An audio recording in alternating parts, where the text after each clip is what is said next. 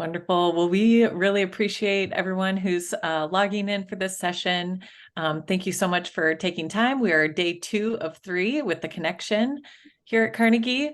A couple of housekeeping items before we get going. And maybe you've all remembered if you've attended any of them, but this session is being recorded. We are providing all recorded links to each session next week. All session attendees are on mute and off camera, while the video streaming window still offers Zoom chat functionality. We want to direct you all to the Whova chat and QA system instead, where we will be answering questions either directly via text or we'll save them to the end for Ken to respond. Don't hesitate to reach out if you have any issues. You can email us at marketing@carnegiehighered.com, or you can message our team in the Whova app through the Ask Organizers Anything section of the community board. So without further ado, I'm very excited to introduce our speaker for this session, Ken Higgins from Slate. Hi, everybody. Thank you, Kelsey. Thank you, Carnegie, for setting this up. Hey, Margarita. Good to see you in the chat. Yeah, hey, everybody. My name is Ken Higgins, as Kelsey said. I am the general manager for student success here at Slate. Technolutions is the company that produces Slate. And like I said, very happy to be here. Appreciate the opportunity to participate in the connection. I think this is actually my third time presenting at this virtual one, and I think 3 or 4 times at the actual Carnegie in-person conference, which is down in Orlando every year. So really happy to be here with you guys today, and thanks for letting me talk to you for a little bit. I've heard and I saw a little bit yesterday. Sounds like the connection's going really well. So so that's all awesome, and happy to hear it. So yeah, like Kelsey said, if you want to, I'm in the Whova app, so I see the chats that are coming through via the Whova app and the questions, which is great. You can ask them there. You can ask them in the Zoom if you're using Zoom, and we'll settle on probably Q&A at the tail end. But if something comes up that's pertinent and we want to bring it up right then and there, we can absolutely do that too. So let's get started, and I'll talk for a little bit, and hopefully you get some good insight. I hope you have some key takeaways from this presentation. For those of you that may have attended these in the past, I've always kind of had the same thread of presentation, or the same kind of theme, but presented it in different ways, and hopefully interesting ways, respectively interesting ways. But the title of the presentation this time is Data-Driven Transformation, Catalyzing Student Success in Higher Education. And yes, that was 100% generated by ChatGPT, because that's like what people do these days, which is fun. Not the rest of the presentation, but just the title, because it helps make sense of words and make them sound pretty. But what we're going to talk a lot about is student success. It is something that I'm really interested in. And if you're not yet at your school, or if you are, and if you're a Slate user or not Slate user, I just really want to kind of bring you into the fold about what's happening, and what are the topics that are around today, pertinent, and how they might impact your school. And what opportunities exist to take advantage of, to start kind of having some positive impact on this thing that we call student success. Just for a qualifier, I use the term student success as kind of any efforts related to currently enrolled students. That could be advising, it could be wellness, it could be disability services. Kind of anything that focuses on their customer experience, right, as a student, and helping them progress along and get what they need to either retain from one year to the other, graduation, persist, and graduate all the way through. So again, the student success is a pretty big broad stroke brush, but there's a lot more that goes into it, and I'll talk about that a little bit. Cool. So let's get started. Oh, also, I was going to mention this at the top. It's my birthday today. I just looked at the time and the date in the lower right-hand corner. It's my birthday. It's a big 40. So I'm happy to be here spending it with you. And thank you. Yeah. All right, cool. Yeah, that's actually what I was looking for. Thank you. That really sparked up the chat. There we go. Good. Yes, thank you very much. And I appreciate it. That was totally just a selfish plug to get some happy birthdays. Thank you. Okay, so the agenda, what I want to talk about is kind of current state of admissions or current state of higher ed. This is probably not going to be something that is news to you all, but you know, we can kind of dive into what's going on in the industry in the world of higher ed. Then take a little shift and talk about where the opportunity lies, particularly with student success. I know we have a lot of the folks that attend are admissions folks or enrollment admissions and enrollment folks. And so some of this student success opportunity might be new or foreign to you. So that's why I wanted to bring it up. And then kind of introduce what I think is a data-informed solution to attack or to kind of strategize and make real this opportunity in student success. Okay, enough of that. Enough of me just fishing for happy birthday compliments as well. All right, so current state, right? So what's new and like what's not so new? A lot of this stuff isn't that new anymore. But let's talk a little bit about kind of the current landscape in higher ed, right? You have the COVID shift, which is already, we've talked about COVID so much over the last 3-4 years that everybody gets it now. You've got challenges like your increasing discount, particularly at the small private liberal arts or small privates, that they need to increase the discount to continue to get their incoming class. The standardized tests are going away. You've got the SCOTUS Supreme Court ruling, which is impacting race-based decisions or admissions and affirmative action. You've got this new thing that's kind of smashing through. I don't know if it's that new. I think they just put this name on it, but direct admissions, which is, I think, really throwing a lot of schools for a loop about as it relates to the type of student that they're looking for and the type of student that they admit, right? College rankings are continually kind of just holding less and less value or holding less and less water. You've got this enrollment cliff that's been around for 15 years, right? And it might be a little bit of the boogeyman at this point, but it's real. It's absolutely real. You've got tuition inflation, which is potentially correlated to that increased discount. So there's a lot happening. There's a lot of challenge, right, for the enrollment and the admissions folks to recruit that incoming class. And I'd say just to recruit it, let alone shape it to what they want their kind of incoming class to look like. I think this shift has happened in so many places. Not I think, I mean, I know this shift has happened in so many places where it's no longer can we shape the class, it's more can we get the class, right? Can we continue to hit those targets for net new? So, what this is turning into, or what this is manifesting as, is the value of a 4-year degree is being reevaluated. There's less students in the funnel. Admissions policies are changing, like because of a couple of those things that I mentioned in the slide before. Affordability and what's that impact, what's that ROI that the student is getting is absolutely paramount, and that's been in the news and so on and so forth. And newly, and I think part and parcel of the as a result of the pandemic, mental health is something that's also come to the top of priority for schools. So you've got this really interesting, highly challenged or challenge-ridden enrollment process, right?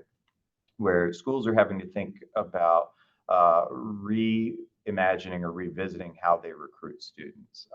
And I'll start plugging it now because the next session, actually, my colleague Sarah also from Slate is going to talk about kind of using data to maybe rethink how you recruit students.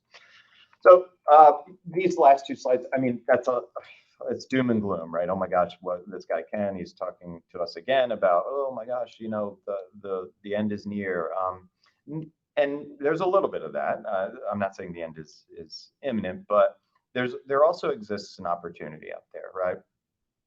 And for those folks who are in the chat, and I know a lot of the names who have chatted already, a lot of those folks are in the slate conversation, or at least in the larger conversation about how maybe the admissions and enrollment funnel can impact student success at the current student level. Okay, so I'm going to read this out loud, but for you to digest. This is a statistic and a quote from Education Policy Institute. It's about a year and a half old, maybe 2 years old. The average financial loss attributed to attrition for an undergraduate institution is more than 9.8 million. It's about $10 million per school based upon a tuition of $18,000. And that statistic and that quote is it hurts to read, right?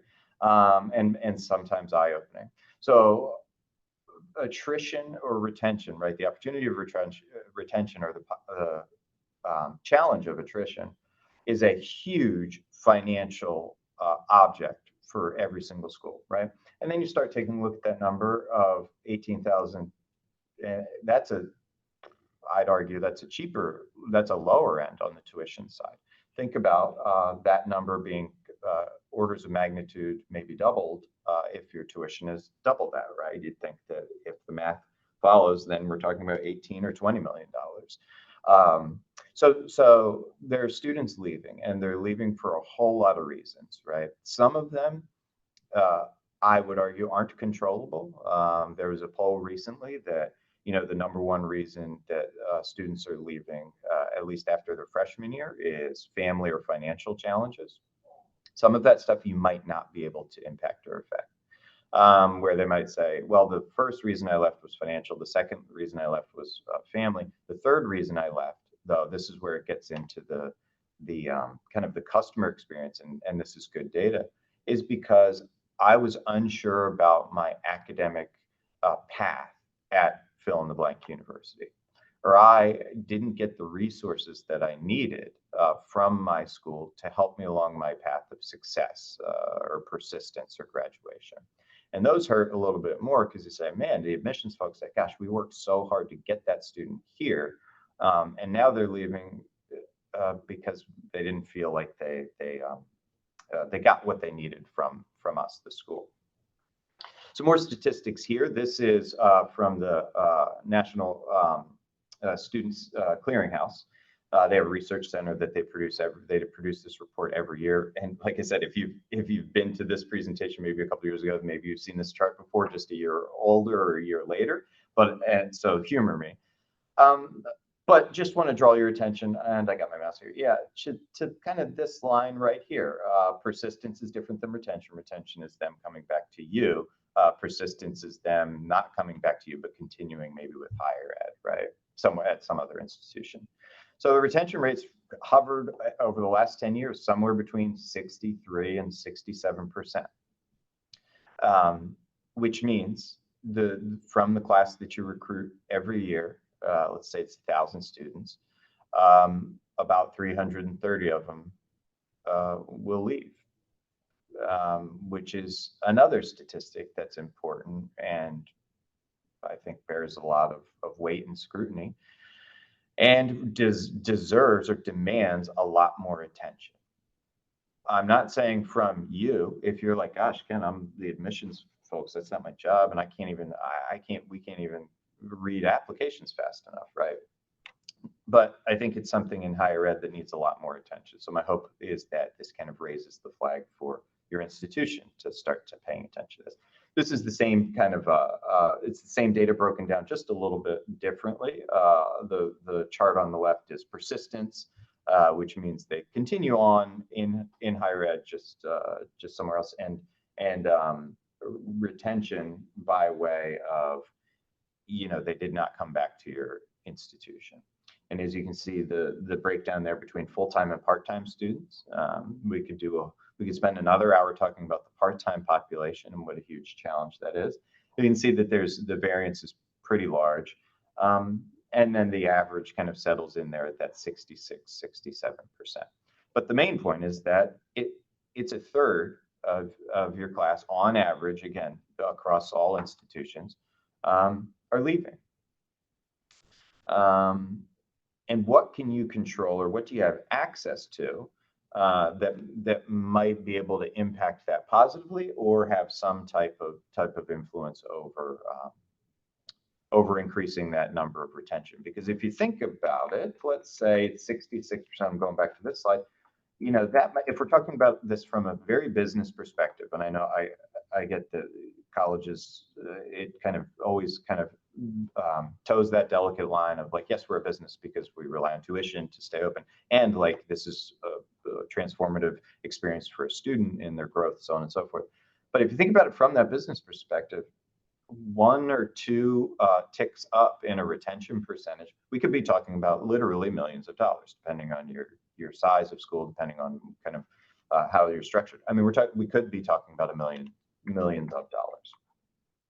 This one really got me going. And again, sorry for all this doom and gloom stuff, but it's reality, so I'm sorry.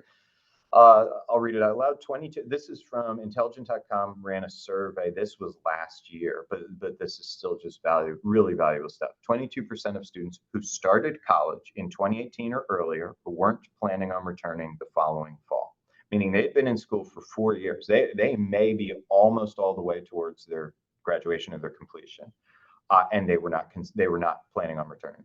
And another 20%, 21% were unsure.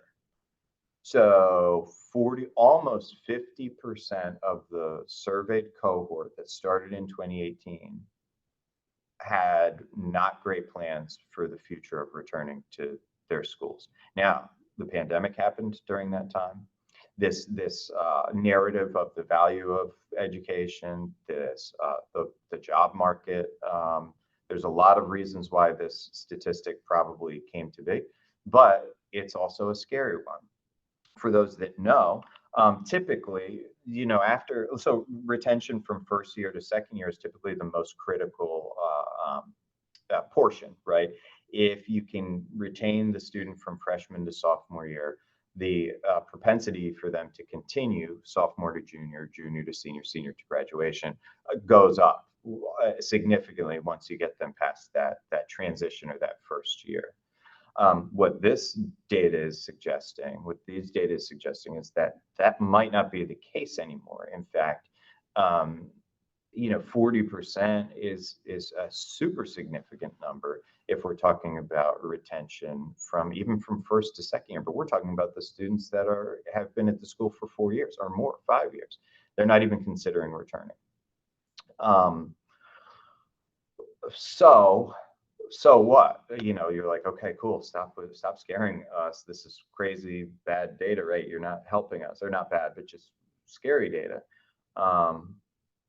So do something about it is kind of my argument, and that's what I always evangelize. And again, I'm not saying it might not be you, right? I see Eric is in the chat. I know Margarita. I recognize a lot of other names. You guys are becoming kind of pivotal folks at your institution, because you guys particularly, and I'm only calling you out because I know you guys, of straddling this kind of, well, I do work with enrollment and admissions, but I'm also over here trying to impact student success, right?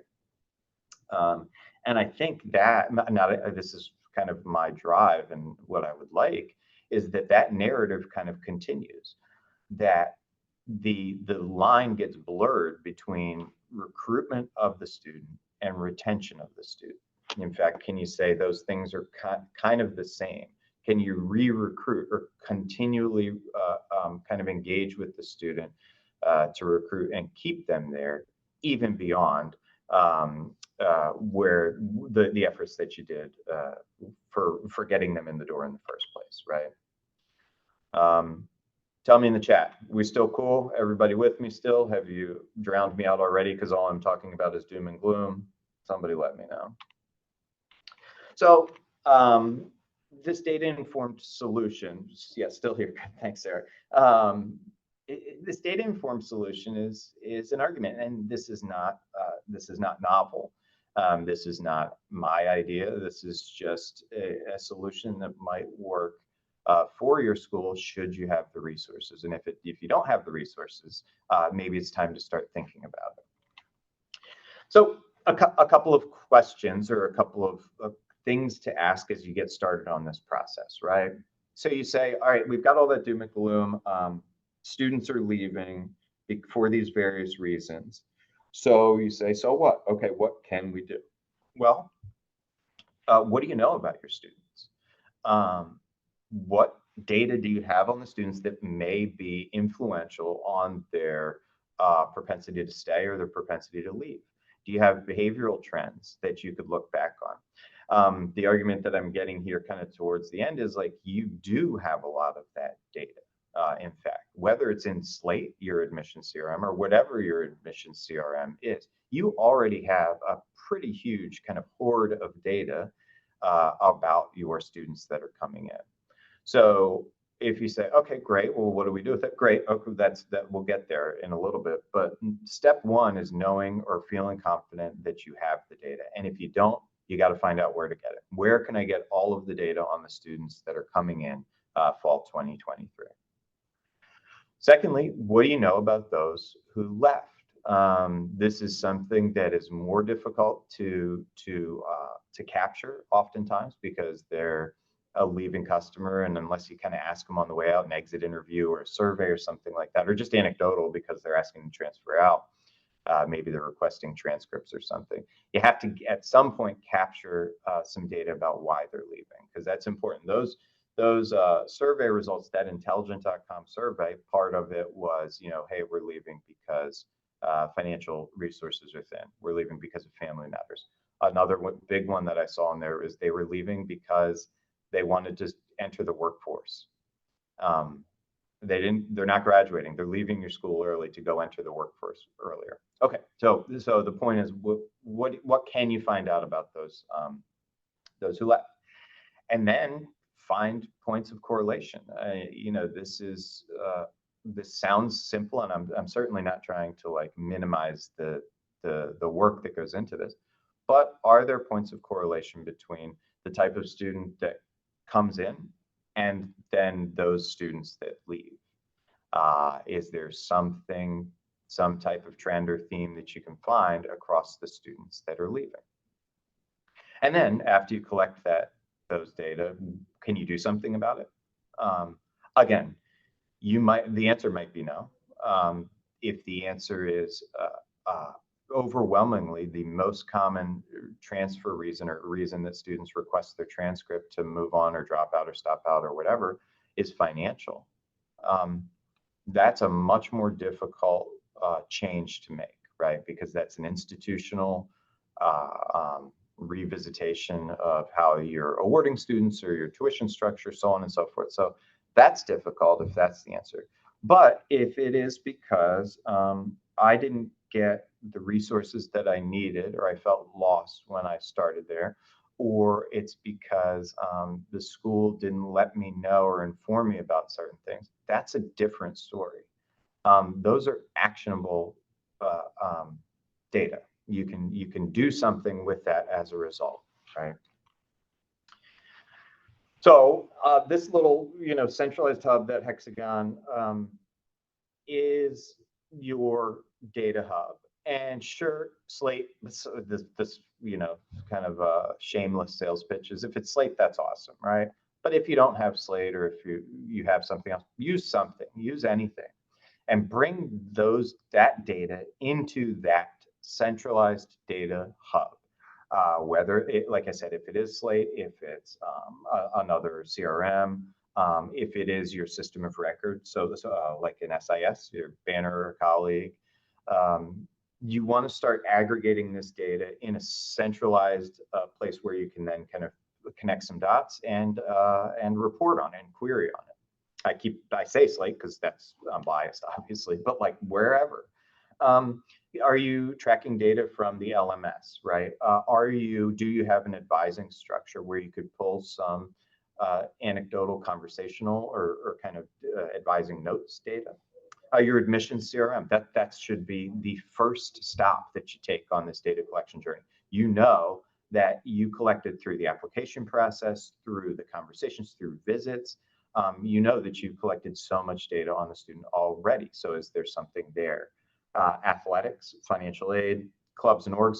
These are kind of these ancillary levels of involvement that they have outside of, let's say, curriculars, right, in the classroom. This is all this stuff outside that has a huge influence, actually, on their ability to retain, or your ability to retain them, or their customer experience at your school. So that's impactful.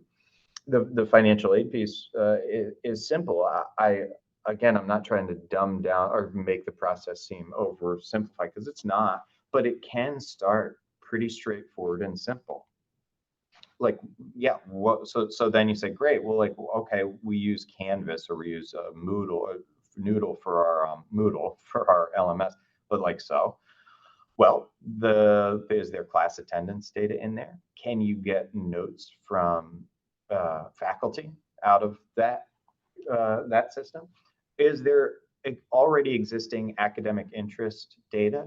One of those big retention challenges was they don't have the program that I'm looking for, or I'm unsure about how my career is going to benefit from this major, right? That's a tough one, because it's like we learned that you were interested in this academic area from the app, maybe at the point of prospect when you filled out a request for information form. Any type of extracurricular involvement. What this is interesting. I don't know if anybody here is in the chat from my old schools, but a couple of schools that I worked at prior to this, the formula for like the persistence or retention was very, very simple.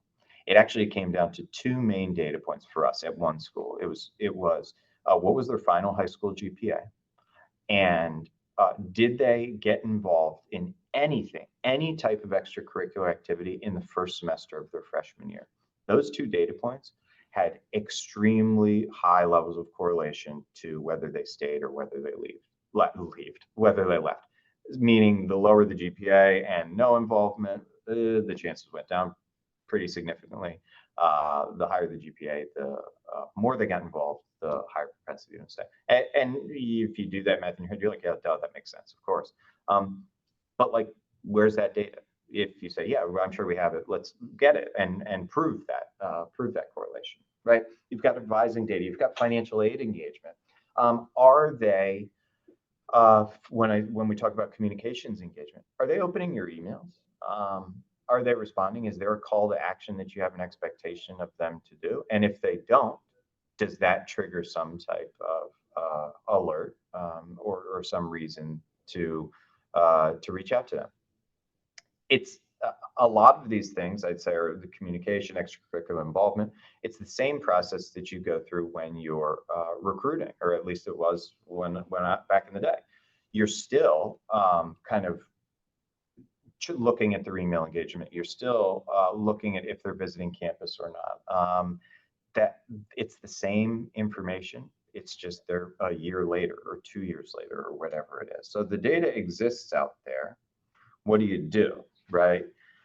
Again, a simple formula is something that this doesn't need to be some super complex quadratic equation that looks at 7 different data points to predict if a student's going to stay or go. You can start with 2 things. Like I said, look at the final GPA and look at extracurricular attendance. Look at first semester GPA, and did they get involved in athletics? So look at 2 things, right? Right, and it really might be that simple. Survey students to get data. If there are institutional research folks or marketing folks on this call, you're probably like, oh my God, yes, right? Like, preach. And like, I'm just here to say, do more of it. I know it's tough because like students don't read anything and they don't care, and they're certainly not going to fill out a survey, but like, I don't know, 10, 15 years ago, we'd be like, yeah, you can win an iPod or something like that. We'll pick a random survey participant and you get an iPod. But drag data out of the students. You need to get how they're feeling and what they're into. Understand the admissions data. This is the 4th time I've said this, so sorry for the redundancy, but understand what already exists out there. You've got so much good data uh, from the start, before they even start first day of classes, that you know about the student. Use it, and maybe use it to continue that personalization, right? Continue the recruitment is actually that final point. Treat the student like you're still recruiting them, because you kind of are. They are still a customer that has an option to leave, just like they were as a prospect and an inquiry and an app. You had to kind of, it's a different type of recruitment, because you say, hey, this is why we're, you should come here, we feel like you should. There still needs to be an underlying theme of that throughout their time there. Continue treating them like they're like they have the option to leave, because they do. Actually, in another presentation, I used the term dating your spouse, which was a new term to me. So like if you're married or whatever, you still treat it like you're dating, you're still in that dating effort. It came off, it didn't hit really well, because I was talking about students, and I'm like, I don't mean like date your student, date, whatever. But anyway, if that's the analogy that you need, date your spouse, or continue that line of recruitment, because they still are a customer that has the option of leaving. And if you continue treating them, you guys know you give so much love and high touch attention to, kind of white glove attention to them throughout the recruitment process. Oftentimes that stops once they get there. A lot of times that stops once they get there. They got used to this courting kind of experience, and this, I can get anything that I need, this hand holding, right? I'm not sure, that used to be a taboo, like, oh, we don't want to coddle the students, we don't want to handhold them. That's kind of like reality these days. It's no longer yeah, thanks, it's no longer like weird. It's just like, no, that is the reality. You have to continue showing them that kind of white glove experience for them to stay as a customer. Involve faculty. So we serve, don't stop recruiting. Aha Journey, gosh, excellent. 100% agree with that. Don't stop recruiting, like the Journey song. Yeah, because it's a different experience. Excuse me, it's a different time, but they're still have that potential in the back of their mind to leave. The data proves that, right? And it doesn't even say, oh, it's fine if you recruit them from first year to second year, you're all good. You can stop worrying about them because they're going to come. Because that intelligent.com survey was like, nope, they're leaving after 4 years at your school, which is hard, because then you don't even get them to graduation. Involve faculty. So this is anecdotal. So we do a lot of demos. We talk to a lot of schools about student success. The amount of schools that say our faculty want to get involved. First of all, that's pleasantly surprising. And it's maybe this evolution of how schools are treating their students, where faculty want to get involved in the retention process. Hey, what can I do? What kind of notes can I share to you? How can I get involved in letting the right people know that this student needs help, or that this student isn't getting what they need from their experience, right? So you've got options to get the data. There again, I'm trying to articulate this the right way. I don't expect you to, I'm asking you to start thinking about this if you aren't already. If you already are, that's awesome, and I applaud you.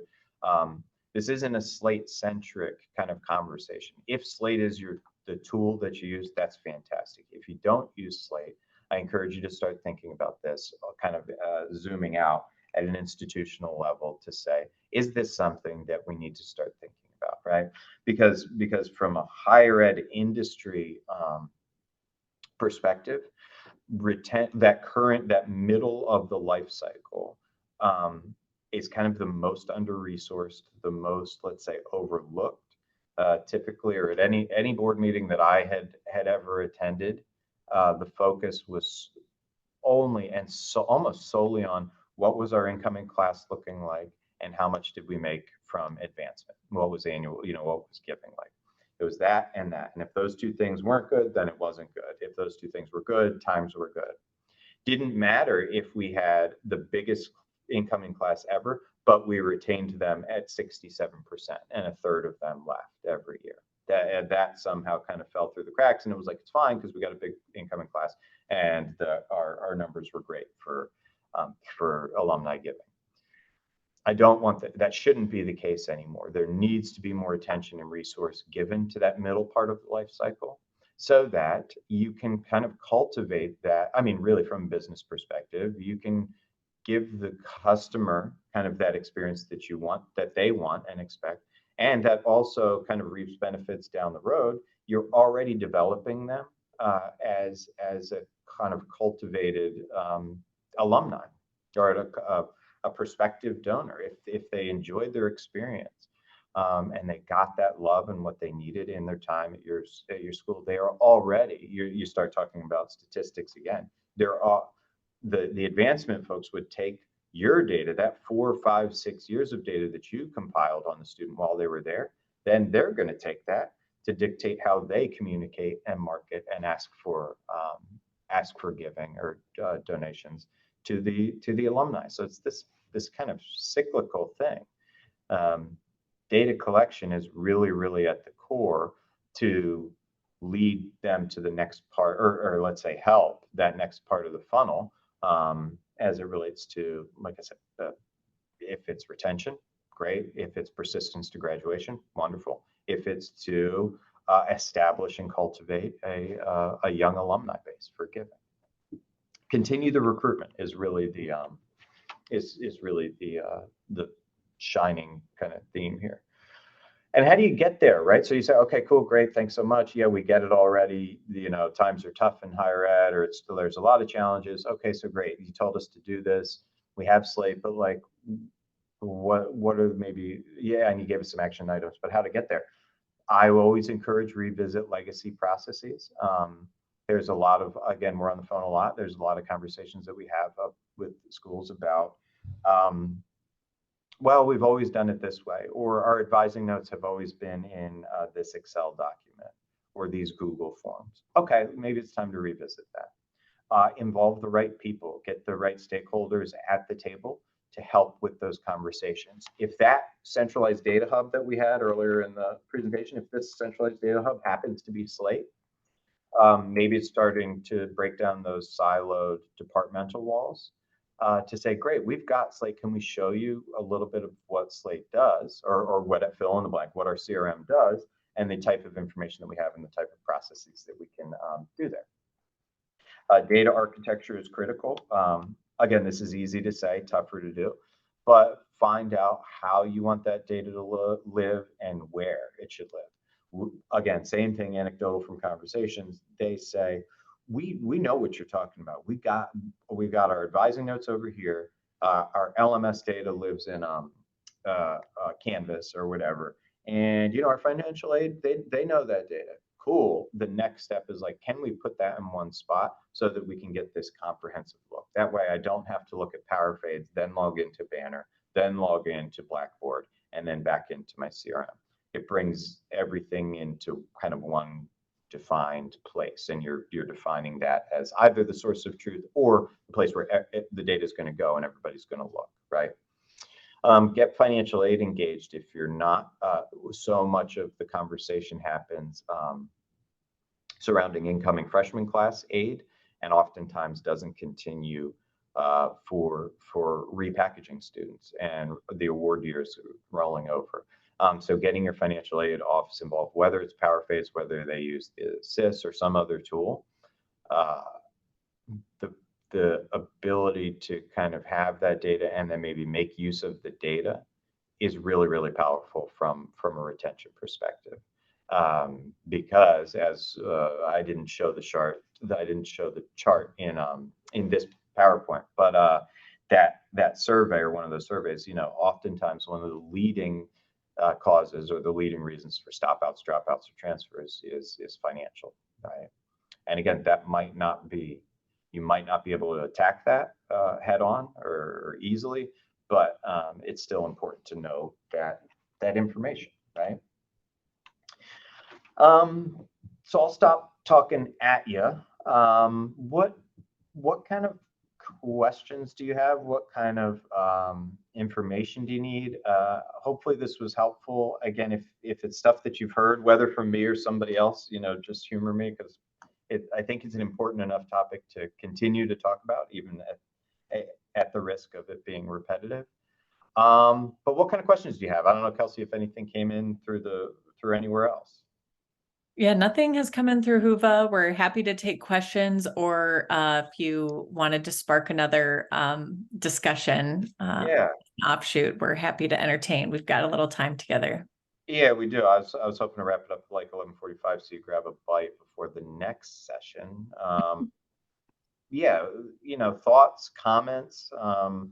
Was there stuff, any data in there that was surprising to you, or was this all not surprising, or did you already know all this stuff anyway? I can't have 80% of the comments be happy birthday. I mean, trust me, I'm taking that, and I'm actually going to screenshot that and print it out because that makes me happy. But yeah, if there's any other questions. Like, this is just a testament. You're such a great presenter and covered information so well. Absolutely everything in completion, right?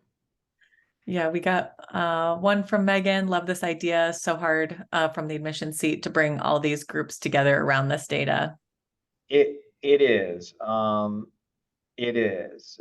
Megan. I said it was Megan. I agree. We have. How do I even say this? When we're on conversations, we can feel that it's kind of palpable, the abrasiveness between departments. Like, it seems like IT doesn't want to be there, or the VP doesn't want to be there, and it's like, why? It's this shared responsibility that becomes no one's responsibility. So everybody at the table is like, I don't know, like, what are you asking me for, kind of thing, or why am I involved in this? I think, Megan, to your point, that is the reality. But also, if there's some way to spark it up as an initiative, or to say, this is something we have to do as an institution, or else. I think sharing data is important too. So sharing charts or graphs like that show some of the hard truths of the money lost. I mean, you hate to say it, but like, from a business perspective, you're losing a ton of money, you're losing millions of dollars. That might perk some people's attention, but yeah. Yeah, another great question that just came through. Ideas on how to engage financial aid. Our financial aid staff does not seem to totally understand how important their role is in admissions and retention. Totally agree. This institutional change, this was one of my priorities at the previous the last place that I worked was, and this is a tough pill to swallow for a lot of folks, but everybody's a recruiter, and everybody has a role in retention. If you're faculty, if you're IT, if you're the chief of staff, everybody has that role. That is difficult, yet to your point, like, from your seat to get buy-in on that. But if you can get the support of the cabinet or the president to say, this is an institutional change that needs to happen, which then that's not easy either. So I'm not suggesting either of those things, but you just keep running up the flagpole,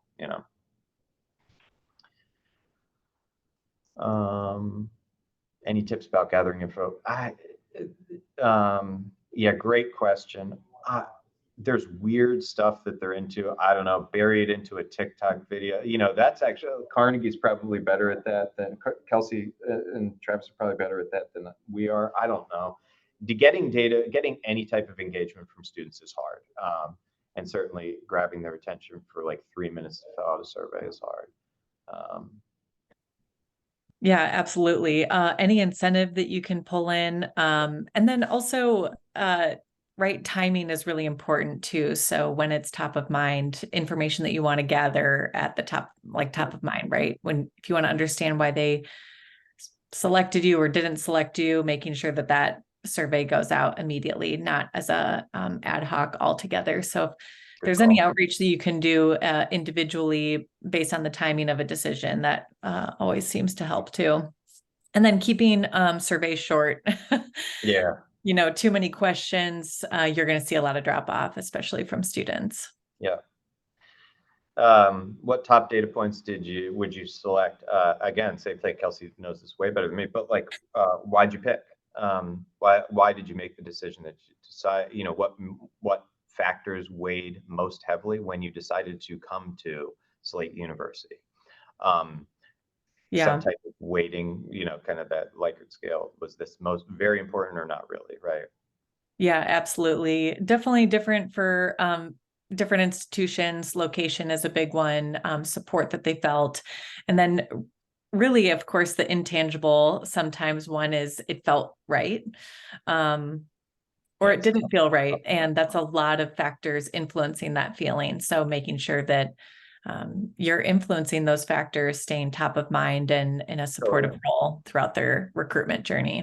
I'll tell you another thing. When you get email surveys, I don't know, you buy a car or something like that. I'm not equating that to buying education, but like, you buy something, right? That immediate survey of like, how was your experience throughout that purchasing process? You're not going to say that verbatim, but like, how did you feel when you were getting recruited, right? How did you feel? Were the options that were displayed to you the right amount, too much, too little? Because we want to make sure that as a continuing customer, we continue to give you that same type of feel as we continue to engage with you, right? Mhm. Yeah, and historically admissions, I mean, does a very good job of staying top of mind and in a supportive role throughout the recruitment journey. And as soon as a student enrolls, I mean, to Megan's point, financial aid is a little bit disconnected as far as Yeah. understanding the gravity and impact that they can have on retention, right? Did I just invest in this institution that's going to continue to support me in the way that admissions did during my recruitment process? Yeah, I totally agree. That's hard, that's hard. This was a loaded question. How do we get everybody to work together and understand we all have a role to play? We talk about this as an institution, but oftentimes heavy people doing the left. Totally, absolutely agree. You're preaching to the choir. It's like in college when you had to do group projects and nobody else did any work, and you're like, great, I guess it's me. That might be the case, right? Or it might be the case at least to drive further engagement and adoption. You say, look, if nobody else is going to help me do this, I'm going to do the darn thing myself. Awesome. So thank you all for joining us. We really appreciate you taking the time. We have a couple of more sessions today, including next up with Sarah from Slate. So we're going to have a little competition on whose presentation is better between It was Ken my and birthday. Sarah's. So it was my birthday. So there, it has Yeah, to we'll be. send out a poll later, a short poll, so we get responses. Don't let her say it's her birthday. She's going to lie. And don't forget to reach out if you have any other questions. You can take a look at the other sessions coming up.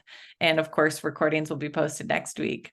Thank you so much, Ken. Appreciate your time and engagement here. That was great. Thank you, Kelsey. Thank you, Carnegie. Thank you guys for the birthday messages, most importantly. But no, thank you guys for being here and listening to what I had to say. I appreciate it. And we're always here to talk too. All right. We'll see you at the next session. See you guys.